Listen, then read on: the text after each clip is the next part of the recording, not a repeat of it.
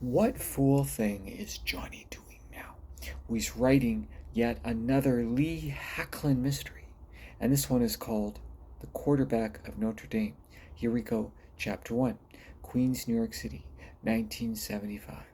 There he is, Mr. Rogers. I sure wish he'd stay in his own neighborhood. It was September.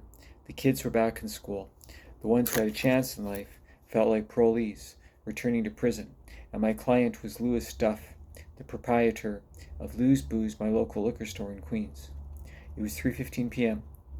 Mr. Rogers was old enough to know better than what he was about to do and what he had done before, which is why, dear reader, I was there in the first place, other than the usual reason. I love beer more than Cookie Monster loves cookies. His infinity-sized slacks went all the way up to his third chin.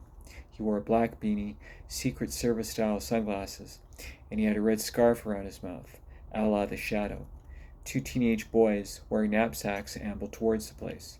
Mr. Rogers waved them over to him. He pantomimed, drinking from a flask, and they laughed. They chatted for a minute.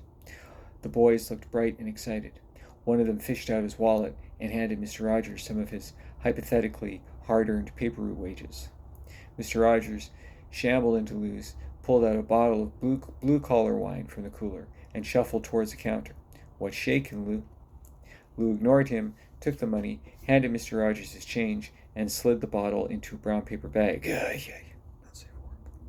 Mr. Rogers left and handed the bagged bottle to one of the boys. He took it, and he and his buddy scampered off like a couple of Jerrys chased by Tom. Mr. Rogers put 4 $1 bills into his wallet and tucked it into the back pocket of his frayed jeans. I zipped up my jacket, pulled up my collar, and went outside. "Hi there, I'm Bean Counter. I work for the Internal Revenue Service." His face turned a whiter shade of pale. He took a step back and nearly fell off the curb. I grabbed the collar of his grubby velour sweater and pulled him towards me. "I ain't done nothing." Contributing to the delinquency of a minor will get you a prison sentence, not to mention a lot of unwanted attention in the shower. "You ain't got crud on me. For all I know, dem boys take that battery acid to their mom and pop. Don't you ever come here again. I ain't no scared of you, pretty boy." I frog-marched him to the alley behind Lou's. I pinned him against a brick wall and separated several of his teeth from his gums. "What about now?" "Yef, fur."